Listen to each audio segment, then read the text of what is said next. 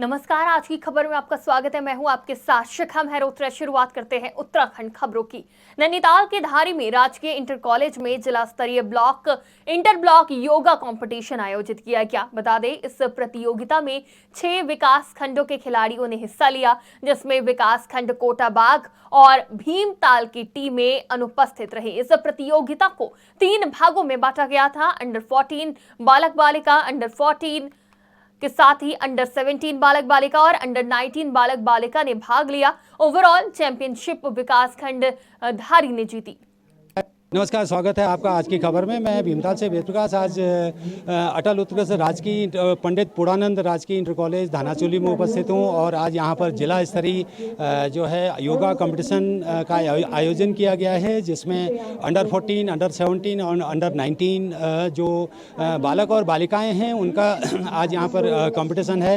देखते हैं कौन फर्स्ट आता है, कौन सेकेंड, कौन थर्ड और कौन सबसे अव्वल रहता है। जो आज ये योग दिवस यहाँ पर मनाया जा रहा है और अंतर जिला स्तरीय योग कंपटीशन यहाँ पर किया जा रहा है पंडित पूर्णानंद तिवारी राजकीय इंटर कॉलेज धानाचूली में। तो ये आप के द्वारा ही ये स्पॉन्सर्ड किया गया है। क्या था मन में कि ये काम करना चाहिए और इससे आने वाली पीढ़ी को कुछ फायदा होगा करके? फायदा तो सर यही देख रहा था। तो मैं यहाँ आया था, मैंने देखा था कि बच्चों में जो पॉजिटिव एनर्जी है, जो पॉजिटिव वेव्स है योगा के लिए, जो उनका मेडिटेशन है, उनका जो हार्ड वर्क है, कि बच्चे मोटिवेट हों। इस तरह के इवेंट्स और भी सब जगह हों। अभी मैंने गौतम जी के साथ मैं बैठ रहा था, गौतम जी मेरे फ्रेंड ही हैं, तो मैंने कहा था इस तरह के कैंप, इस तरह के इवेंट्स भीमताल में भी और जगह भी ऑर्गेनाइज करें, ताकि बच्चों को, स्कूल्स को इस तरह के और मोटिवेशंस मिलें, इस तरह के और उनको जागरूकता मिले कि और भी इस तरह के इवेंट्स करने। और योगा हम लोग का जो है कि माइंड फिजिकल दोनों तरफ से योगा हमें फिट करता है। हम कहते हैं ना, रोज करें योगा और दूर भगाएं निरोग करके। जो आज ये अंतर जो ब्लॉक है पूरे नैनीताल जनपद के जितने भी इंटर कॉलेजेस हैं उनका अंतर स्तरीय इंटर जिला स्तरीय जो है ये योगा कंपटीशन था, इसमें आज कैसा अनुभव रहा आपका? ये जनपद स्तरीय हमारा योगा कार्यक्रम है। इसमें हमारे 8 ब्लॉकों के प्रतिभागी आज यहाँ धानाचूली जीआईसी के प्रांगण में एकत्रित हुए हैं। बड़ा अच्छा अनुभव रहा है। विभिन्न विद्यालयों से, विभिन्न ब्लॉकों से प्रतिभागी यहाँ हैं और उन्होंने जो योगा का एक बड़ा अच्छा सुंदर प्रदर्शन यहाँ पे किया हुआ है। और इसी में से हमारे कुछ बच्चे चयनित होंगे जो आगे जा कर के पूरे जनपद का रिप्रेजेंटेशन करेंगे, जो स्टेट लेवल की हमारे कंपटीशन हो।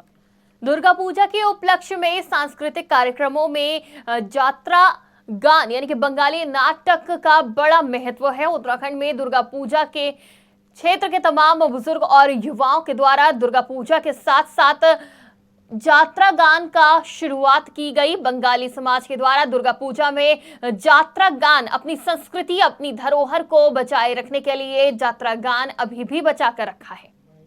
यात्रा गान जो है बंगाली समाज का धरोहर है।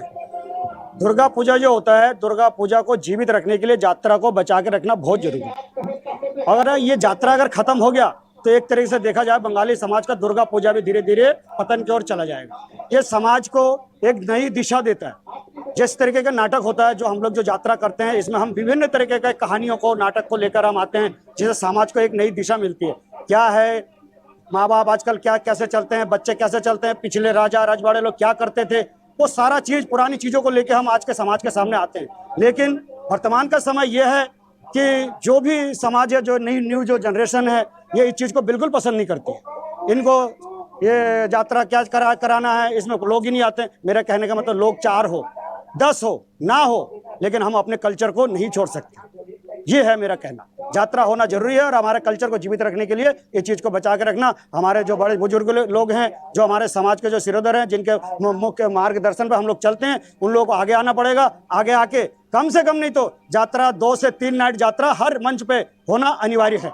यात्रा खटीमा में फाइबर्स लिमिटेड की फैक्ट्री का व्यवसायियों ने घेराव कर दिया है। दरअसल खटीमा फाइबर्स प्राइवेट लिमिटेड ने नए मैनेजमेंट के द्वारा काम करना शुरू होने पर पुराने व्यवसायी जो खटीमा फाइबर को गत्ता, भूसी, कबाड़ आदि उपलब्ध कराते थे, उन्होंने आक्रोश जताते हुए घेराव किया। लगभग 12 व्यवसायियों के 6 करोड़ रुपए की धनराशि खटीमा फाइबर्स के ऊपर बकाया है, जिसका भुगतान करने की बात कही। हालांकि फैक्ट्री के प्रबंधन द्वारा 15 दिन का समय दिया गया है। यदि 15 दिन के अंदर व्यवसायियों को उनका धन नहीं मिला तो वो आगे आंदोलन के लिए बाध्य होंगे। वहीं व्यवसायी धन नहीं मिलने पर तालाबंदी करने तक की बात कह रहे हैं। हम लोग पिछले 5 सालों से जुड़े हुए हैं और हमारा भूसी का पेमेंट यहाँ पर बकाया है। हमारे साथ काफ़ी लोग यहाँ पर जुड़े हुए हैं, लगभग 6 करोड़ की लगभग लिस्ट आज आई है यहाँ पर। और हम लोग सिर्फ एक मार्जिन मनी लेकर हम काम करते हैं और फैक्ट्री को पूरी आपूर्ति करी, सप्लाई करी। और लास्ट ईयर इन्होंने हम लोगों से एक स्टेटमेंट लिया है कि फैक्ट्री में तुम्हारा क्या बैलेंस है, और कंपनी बैंक से और दूसरा सरकार से हमें मिलवाया गया कि हाँ इतना पैसा हमने देना है। और लास्ट 13 अक्टूबर की बात थी, आज पूरे 1 साल बाद हम बैठे हैं और पिछले महीने इनका एक मेल आता है कि आपको हम 1% पैसा ही दे पाएंगे जितने भी कॉन्ट्रैक्टर हैं। तो उस बात को लेकर हम लोगों को काफ़ी रोष था, हम लोगों ने काफ़ी दौड़ भाग करी। हम लोग हाईकोर्ट वगैरह गए तो मामला वहां से निकल करके एनसीएलटी कोर्ट पे चले गया था। अब कोर्ट में चले गया तो मामला कोर्ट का है। तो हम लोगों ने इस फैक्ट्री को आज हम इसलिए इकट्ठे हुए हैं माननीय विधायक जी के साथ में कि जो हमारा ये 6 करोड़ रुपए है ये हमारे सभी लोगों को बहुत ही नए वहाँ पर जो है मैनेजमेंट जो है, हमने उनसे कहा कि जो पुराने टाइम पे व्यापारियों ने खटीमा फाइबर को जो भूसी दी हुई है, जो गत्ता और कबाड़ दे रखा है, जो अखबार है वो दे रखा है, तो 12 व्यापारियों को लगभग 6 करोड़ रुपए उनको बकाया है। और फैक्ट्री कहती है कि 1% देंगे, 6 लाख रुपए, 6 करोड़ की जगह 6 लाख रुपए। तो आज हम व्यापारियों के सदन के पास गए हैं और उन्होंने हमें 15 दिन का समय दिया है कि वो हाईकमान ऊपर अपने मैनेजमेंट से बात करेंगे। तो हमने कहा भाई व्यापारियों को मिलना चाहिए, जो व्यापारियों का जो धन है क्षेत्र को उन्हें मिलना चाहिए, नहीं मिलेगा तो फिर हम आंदोलन की बात करेंगे। उन्होंने कहा है कि वो ऊपर मैनेजमेंट से बात करके हमें 15 दिन के अंदर उन्होंने अपने व्यूज पॉइंट बताए थे और उनका यह कहना था कि जो पैसे हैं वो उन सबको मिलने चाहिए। हमने अपना व्यू क्लियर कट शब्दों में एक्सप्लेन करने की कोशिश करी कि ये जो मामला है ये कोर्ट के फैसले के अधीन है, इसका हमारी तरफ से कोई भी कंप्लायंस के अलावा और कोई भी इशू बनता नहीं है। विधायक जी ने जो सवालात उठाए हैं उसके बारे में अपने जो हमारी जो रिपोर्टिंग अथॉरिटी है उनको हम संज्ञान में ला देंगे। वो बाद में उनकी जो भ्रांति है उसको दूर करने का प्रयास करेंगे। किसी भी प्रकार से कानून की अनुपालना के अलावा कोई भी इंटेंशन नहीं है कि उधम सिंह नगर में 2 गुटों के बीच फायरिंग के मामले में पुलिस ने दोनों पक्षों के 4 आरोपी दबोच लिए हैं। दरअसल बीती 12 अक्टूबर की रात को जिला मुख्यालय रुद्रपुर से चंद किलोमीटर के फासले पर 2 गुटों के बीच अचानक फायरिंग हो गई थी। दोनों गुटों के बीच 40 से 50 राउंड गोलियां चली थी, जिसमें कई लोग घायल हो गए थे। पुलिस ने फायरिंग की वारदात में शामिल 4 लोगों को गिरफ्तार कर लिया है। पकड़े गए आरोपियों के पास से कई असलहे और कारतूस भी बरामद किए गए हैं। 2 गुटों में झगड़ा हुआ और उसके उपरांत दोनों तरफ से फायरिंग शुरू हुई, जिसमें 40 खोखे बरामद किए गए और कुछ लोग इसमें घायल भी हुए, वो अस्पताल में भर्ती हुए। अगले दिन इसमें अपराध पंजीकृत हुआ, दोनों तरफ से 307 के अपराध पंजीकृत किए गए और उसमें कल रात को गिरफ्तारी हुई है। इसमें 4 लोग अभी गिरफ्तार किए गए हैं। पूछताछ के दौरान अन्य कुछ और अभियुक्त सामने आए हैं, उनकी भी जानकारी ली जा रही है और जल्द ही शेष लोगों को भी गिरफ्तार किया जाएगा।